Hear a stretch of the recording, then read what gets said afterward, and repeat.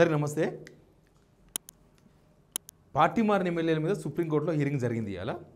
ఇవాళ ప్రభుత్వం తరపున స్పీకర్ ఆఫీసు, తర్వాత సెక్రటరీ తరపున ఈ 10 మంది ఎమ్మెల్యేల తరపున వాదనలు జరిగినాయి. సరే, వాదనలు జరిగినాయి, మళ్ళీ రేపటికి విచారణ ఉంది. రేపు ఏం జరుగుతుందో చూద్దాం. ఈ వాదనలు ఇవన్నీ పక్కన పెడితే సీఎం రేవంత్ రెడ్డి అసెంబ్లీలో మాట్లాడిన మాటల మీద సుప్రీంకోర్టు ఆగ్రహం వ్యక్తం చేసింది. అంటే మన నోటి దూల ఎట్లుంటుందని చెప్పడానికి నేను వార్త చేస్తున్నా. ఆ రోజు కూడా మాట్లాడినాం. అసెంబ్లీలో సుప్రీంకోర్టులో ఉన్న విషయాన్ని తీసుకొచ్చి అసెంబ్లీలో ప్రభావం పడే విధంగా ఇప్పుడు నిర్ణయం తీసుకోవాల్సింది ఎవరు? స్పీకర్. 10 మంది ఎమ్మెల్యేల మీద అనర్హత పెట్టి వేయాల్సింది ఎవరు? స్పీకర్. కానీ స్పీకర్ ముందల్నే స్పీకర్ నిర్ణయం తీసుకోకముందే మీరు బేఫికర్ ఉన్నారు, మీకేం కాదని మాట్లాడని చూసినావా? దాని మీద సుప్రీంకోర్టు ఆగ్రహం వ్యక్తం చేసింది. ఆ వార్త చూద్దాం. అంతకన్నా ముందు సిగ్నల్ టీవీ డిజిటల్ చూస్తున్నారు మీరు. ఇది సిగ్నల్ మీడియా గ్రూప్లో ఉందే. సిగ్నల్ టీవీ తెలుగు ముప్పు ఉంది, దానికి రకరకాల రిపోర్ట్లు, 1.25 లక్షల సమస్యలు ఉన్నాయి. కాబట్టి డిజిటల్ కూడా డెవలప్ చేస్తున్నాం. మీరు ఈ వీడియో చూస్తున్న వాళ్ళు వీడియో షేర్ చేయండి. కింద సబ్స్క్రైబ్ బటన్ ఉంది, సబ్స్క్రైబ్ కూడా నొక్కండి. ఇక్కడ చూస్తే Gavai chief justice, supreme court chief justice Gavai మాట్లాడారు. ఇది యాక్చువల్గా ఆర్యమన్ సుందరం, అడ్వకేట్ ఆర్యమన్ సుందరం అని పిటిషనర్ తరపున, పాడి కౌశిక్ రెడ్డి తరపున అడ్వకేట్ ఆయన ఏమన్నా అంటే alleges that an MLA said in the house that no by election will take place even if MLA switch from BRS party. ఆ రోజు మాట్లాడాను కదా, ఏ ఎలక్షన్ రాదు, ఏ ఉపనికి రాదు, అంతకుముందు వచ్చింది, ఇప్పుడు రానికే.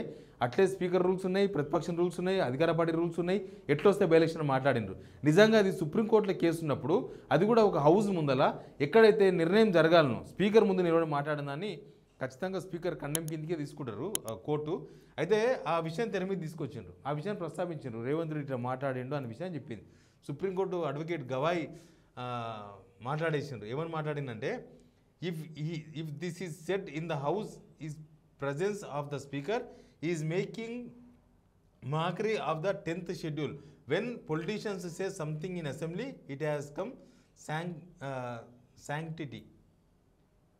10th schedule అవమానించినట్లు. ఇప్పుడు 10th షెడ్యూల్ ఏముంది? పార్టీ మారితే వాళ్ళ మీద అనర్హత పెట్టి పడాలి, పార్టీ మారితే పార్టీ ధిక్కారం, ఎవరైనా సరే ఎమ్మెల్యేలు ఎంపీలు ఎవరైనా పార్టీ మారితే అది 10th షెడ్యూల్ ఉంటుంది రాజ్యాంగంలో. వీళ్ళు లోక్సభ ఎలక్షన్స్ ముందర రాహుల్ గాంధీ ఏఐసిసి వాళ్ళు ఏకంగా మేనిఫెస్టోలో పెట్టినారు, 10th షెడ్యూల్ మీద సవరణ చేస్తాం, ఎవరైనా సరే ఎమ్మెల్యేలు కావచ్చు ఎంపీలు కావచ్చు పార్టీ మారినంటే వెంటనే వాళ్ళ సభ్యత్వం పోయేటట్లు మేము సవరణ చేస్తాం, తీసుకొస్తాం ఆ చట్టం అని చెప్పిండ్రు. తీరా చూస్తే వీళ్ళు వచ్చినాక ఆ లోక్సభ ఎలక్షన్ అయిపోయిన తర్వాత ఇవన్నీ జరిగిపోయినాయి. రాహుల్ గాంధీ కూడా మాట్లాడలే, ఏఐసిసి లీడర్లు కూడా మాట తప్పేసిండ్రు ఆ విషయంలో. కానీ అసెంబ్లీలో మాట్లాడిన దాని మీద మాత్రం సుప్రీంకోర్టు చీఫ్ జస్టిస్ సీరియస్ అయినరు. 10th షెడ్యూల్ను అపహాస్యం చేసే విధంగా మాట్లాడినరు. 10వ షెడ్యూల్ను మరి ఎందుకు, రాజ్యాంగం ఎందుకు? వీళ్ళంతా అసెంబ్లీ నడిచేదే రాజ్యాంగబద్ధంగా కదా, అసెంబ్లీ అనేదే రాజ్యాంగంగా నడవాలి. అసెంబ్లీలోనే రాజ్యాంగాన్ని వక్రీకరిస్తూ రాజ్యాంగంలోని 10th షెడ్యూల్ను అవమానపరుస్తూ దాన్ని వక్రీకరిస్తూ మాట్లాడిన దానిపైన మాట్లాడినారు. గవా ఇంకో మాట అన్నారు, we are slow in issuing contempt notices but we are not powerless.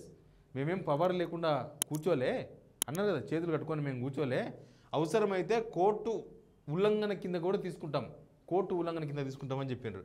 తర్వాత what should be A reasonable period according to ఇదంతా మిగతా అంతా కూడా జరిగింది.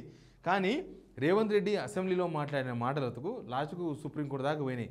ఏమైతే తెలియదు, రేపు ఉంది మళ్ళీ హియరింగు. సుప్రీంకోర్టులో ఒకవేళ మళ్ళీ రేవంత్ రెడ్డికి ఏమైనా షోకాస్ నోటీస్ ఇస్తారో ఏమవుతుందో. ఎందుకంటే మనకు కరెక్ట్గా లాస్ట్ ఇయర్ జూలైలో ఒక ఇన్సిడెంట్ జరిగింది. ఏమైంది, ఎమ్మెల్సీ కవిత ఢిల్లీ లిక్కర్ స్కామ్ కేసులో బెయిల్ మీద బయటకు వచ్చిండ్రు.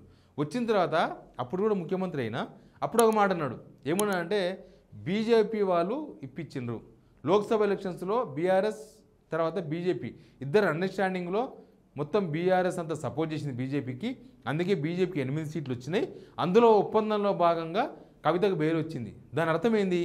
సుప్రీంకోర్టులో బీజేపీ బెయిల్ ఇప్పిస్తుందా? బీజేపీ బెయిల్ ఇచ్చిందని చెప్తున్నా ఆయన, బెయిల్ ఇప్పించింది బీజేపీ అంటే సుప్రీంకోర్టు బీజేపీ చేతుల్లో ఉంది అని సుప్రీంకోర్టును అవమానించే విధంగా మాట్లాడారు. దాని మీద చాలా సీరియస్ ఉంది సుప్రీంకోర్టు. దాని మీద ఏకంగా క్షమాపణ చెప్పాలని చెప్పి ఇచ్చిండ్రు. లాస్ట్కు విచారణ వ్యక్తం చేస్తున్నా అని చెప్పి చెప్పాల్సి వచ్చింది. సీఎం రేవంత్ రెడ్డి సుప్రీంకోర్టు చెప్పుకున్నాడు, నేను విచారం వ్యక్తం చేస్తున్నా ఆ మాటలు మాట్లాడినందుకు అని. ఒకసారి తప్పు జరిగింది, ఇంకోసారి 4 దగ్గర పెట్టుకోవాలి కదా. సుప్రీంకోర్టు ఇష్యూ ఇది, సుప్రీంకోర్టులో ఉంది. ఒకవేళ మీరు ఎలక్షన్స్ రావు, మీరు బట్టలు ఇప్పుకొని తిరగండి, మీరు ఇంకో 10 మంది పడకరాపోండి, ఏం కాదు.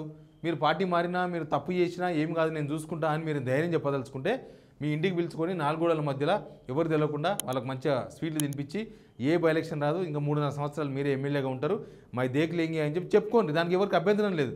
కానీ అది సభ, చట్టసభ, చట్టాలు చేసే సభ, అసలు జనమంతా చూసిన సభ. అక్కడ మాట్లాడింది కూడా స్పీకర్ ఎదురుగా. ఎటువంటిది ఇప్పుడు జడ్జి ముందరకు పోయి విచారణకు అటెండ్ అయిన ఒక ఖైదీలంతా విచారణకు అటెండ్ అయినరు.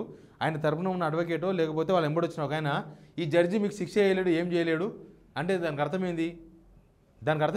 అంటే జడ్జి నిర్ణయం తీసుకోలేదు. ఇక్కడ ఎమ్మెల్యేలు బై ఎలక్షన్ రావాలన్నా వద్దా అనేది స్పీకర్ నిర్ణయం తీసుకోవాలి, లేకపోతే సుప్రీంకోర్టు ఆదేశాలతో స్పీకర్ నిర్ణయం తీసుకోవాలి. ఈ రెండింటిలో ఏదో జరగాలి. తిరిగి స్పీకర్ దగ్గరే ఉంటుంది వ్యవహారం అంతా. స్పీకర్ సీట్లో అసలు స్పీకరే ఖండం చేయాలి, దాన్ని స్పీకరే ఖండం చేయాలి. ముఖ్యమంత్రి మాట్లాడినప్పుడు సభానాయకుడైనా, సభలో ప్రతిపక్ష నేత అయినా, సభలో మెంబర్లైనా ఏదైనా సరే రాజ్యాంగానికి వ్యతిరేకంగా మాట్లాడితే, అపహాస్యం చేసినట్టు మాట్లాడితే స్పీకరే మాట్లాడాలి. యాక్చువల్గా స్పీకరే దాన్ని ఖండం చేసి అవసరమైతే రికార్డులకి వెళ్ళి తీసేయాలి. కానీ రికార్డులకి వెళ్ళి కూడా తీసేయాలి, రికార్డులు అట్లే పెట్టిండ్రు. అంటే సభానాయకుడు ఏం మాట్లాడినా నడుస్తుంది అనేది మరి ఎక్కడ రాజ్యాంగంలో ఉందో వాళ్ళకి తెలవాలి. ఇప్పుడు సుప్రీంకోర్టు అయితే పట్టుకున్నది కదా, సుప్రీంకోర్టులో కేసు నడుస్తున్నాగా మీకు బై ఎలక్షన్ రాదు అంటే సుప్రీంకోర్టు మీ మీద వెయిట్ వేయదు, సుప్రీంకోర్టు మేము ఏం చేయలేదు, సుప్రీంకోర్టు అంతా ఉత్తదే అని మాట్లాడినట్టు కదా. చూద్దాం, ఈ వ్యవహారం చాలా సీరియసే. ఇదేదో పార్టీ ఫిరాయింపుల కేసు అంతా నడుస్తుంది, ఇయ్యాల కాకపోతే ఇంకా రేపు నడుస్తుంది, ఎల్లుండి నడుస్తుంది, ఇంకా 3 ఇయరింగ్లు నడుస్తావు, ఏం నడుస్తావో తెలియదు. కానీ పర్టికులర్గా రేవంత్ రెడ్డి సుప్రీంకోర్టును ప్రభావితం చేసే విధంగా, స్పీకర్ను ప్రభావితం చేసే విధంగా మాట్లాడినరు అనేది ఆ రోజు చూస్తేనే అర్థమైంది, మనకు ఓపెన్గా అర్థమైంది. అదేం సుప్రీంకోర్టు చెప్తేనే మనకు తెలియదు కాదు, మనం ఆ రోజులో మాట్లాడుకున్నాం, అందరూ మాట్లాడినారు. కాబట్టి ఈ విషయంలో సుప్రీంకోర్టు మాత్రం చాలా సీరియస్గా చర్చించింది. కాబట్టి రేపు తెలుస్తుంది అసలు వ్యవహారం ఏందో, ఈ బండారం ఏందో. మరి రేవంత్ రెడ్డి ఈసారి క్షమాపణ అడుగుతుందా, ఇంకేమన్నా అడుగుతుందా? అసలు చట్టసభలో మాట్లాడడానికి కొద్దిగా ఉండాలి. కూరగాయల మార్కెట్లో మాట్లాడినట్టు చట్టసభలో మాట్లాడితే నడవదు, అది ఎక్కడో మాట్లాడుకోవాల్సిన మాటలు, చట్టసభలో కాదు మాట్లాడింది. ఎనీవే సుప్రీంకోర్టు ఏం డిసిషన్ తీసుకుంటుందో చూద్దాం. ఈ విషయంలో సీరియస్ కామెంట్స్ అయితే వచ్చినాయి. నెక్స్ట్ రేపే హియరింగ్ ఉంది, చూద్దాం ఏం జరుగుతుందో. Please subscribe signal TV digital.